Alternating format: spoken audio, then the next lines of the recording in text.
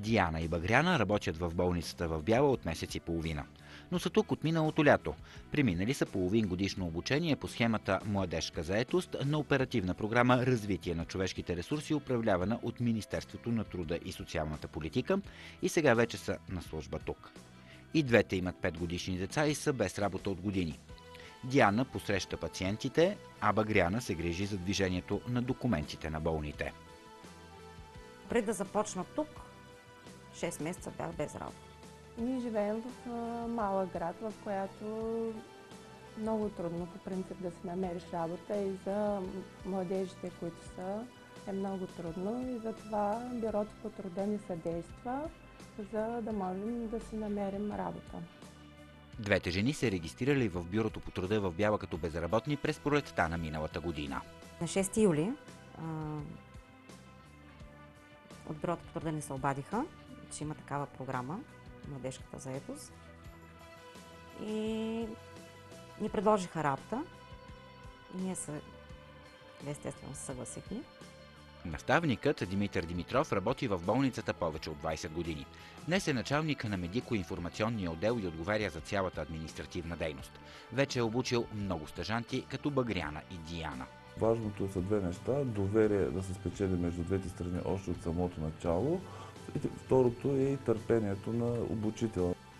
Схемата дава възможност на работодателите от реален сектор да наемат младежи в две основни направления – стажуване и обучение по време на работа. Обучението е свързано с спецификата на конкретната работа, която ще се изпълнява.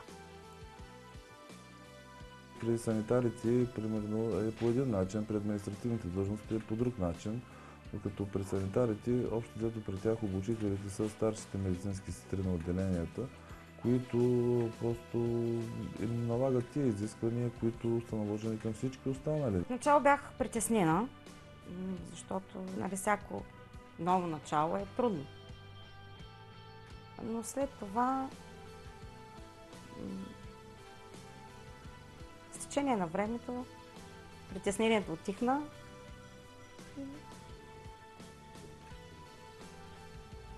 И нещата почнаха да се подреждат. Случват се, подредиха се, да. Кога така за себе си взе решението, че можеш да продължиш работа тук? Месец и половина-два след това. След като стартира програмата, месец и половина-два след това, исках, имах желание. И работодателите и стажантите са категорични, че периодът на обучение им е полезен не само за усвояване на бъдещата работа и свикването с нея. В принцип тя в медицината термина го показва, че е скрининг за заболявания. Тук е скрининг за кадри, така да се каже. Хора, които в продължение на няколко месеца работиха при нас, и на базата на това, което виждаме в тях, а то основното е желание, защото няма научени хора, които да дойдат тук. Когато ми дадоха сертификатите за успешно преминато обучението, и тогава ми предложиха да останем на работа, и се зарадвахме много. Радост, щастие,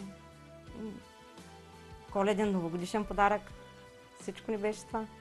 Сътрудничеството между Бюрото по труда и болницата в Бяла е постоянно поради необходимостта непрекъснато да се търсят нови работници, които да се грижат за нарастващия брой пациенти. В момента върви програма с 9 човека санитари и още една програма с 2 човека от поддръжка и един за въвеждане на данни в информационна система. Станаха 3.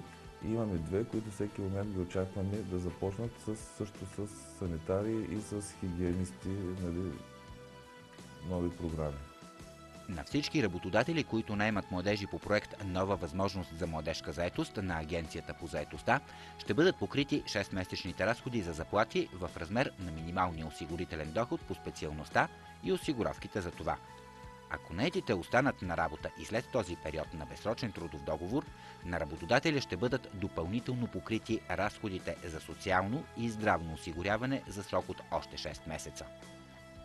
За обучение по схемата ще бъдат поети разходите за възнаграждения на наетото лице в размер на 90% от минималната работна заплата за страната и разходите за осигуровки за срока на обучение.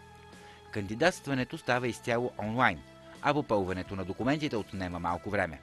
Няма ограничение на сферите на дейност и вида предприятия. А бюрократичните процедури са максимално скъсени, за да могат повече работодатели да отделят време и ресурси да кандидатстват по проекта.